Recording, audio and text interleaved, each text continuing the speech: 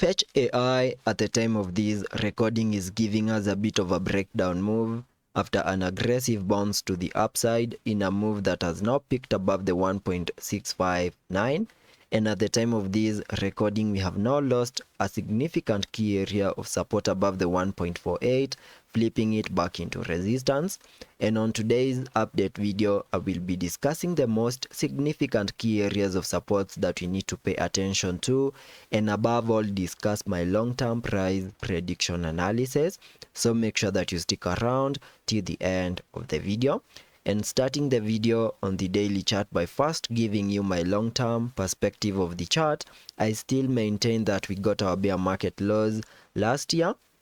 and started an impulsive movement to the upside in a move that picked above the 3.479, giving us the high for this Elliot wave count 1. And having picked in the formation of that first wave, I was expecting a bit of a breakdown move in the formation of these larger Elliot wave count 2, whose minimum target areas I have marked on the charts using this blue target area, an area that I came up with by connecting the fibs from the bear market lows to the highs above the 3.479, and that gave me a minimum pullback target area for that second wave between the fib level 0.5 and the 7.8, and that was between the 0.89 and the 1.843, an area that we have not fully maximized, and there are very high chances that we have a low in place in the formation of this wave 2, and all we need to see is the start of that impulsive movement to the upside in the formation of this wave 3 that should take us to new all-time highs.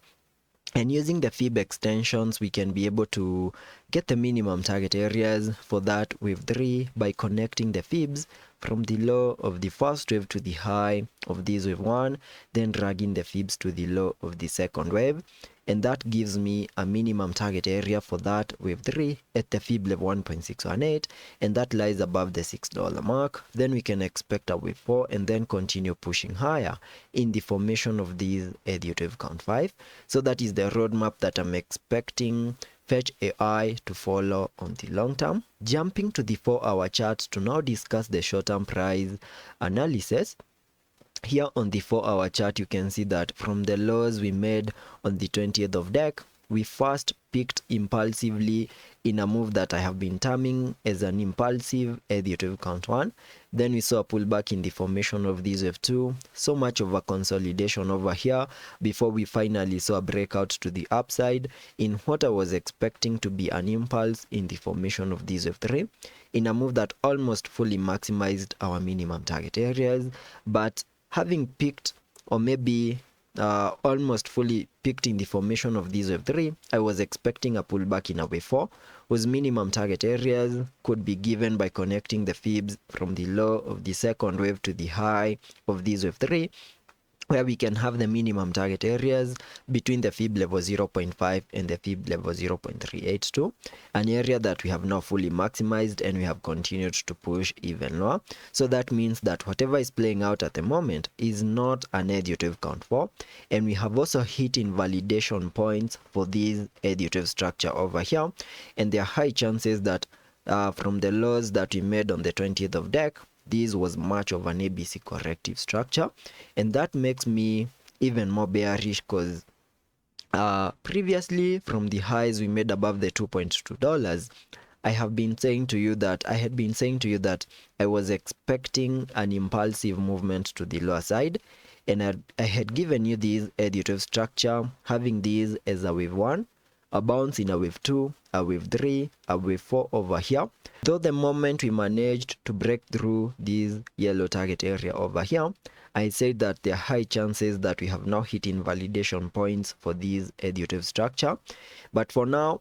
I have to get this Elliot wave structure on the charts and assume that over here we got an overshoot of this Elliot wave count 4, and whatever is playing out at the moment is another impulse to the lower side in the formation of this wave 5.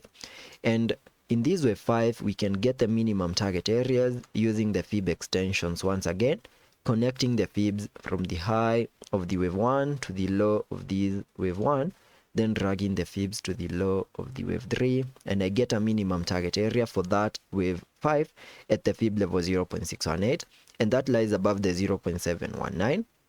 So that means that in case in the next coming hours you continue seeing those impulsive breakdown moves, we first need to pay attention to our key area of support above the 1.162.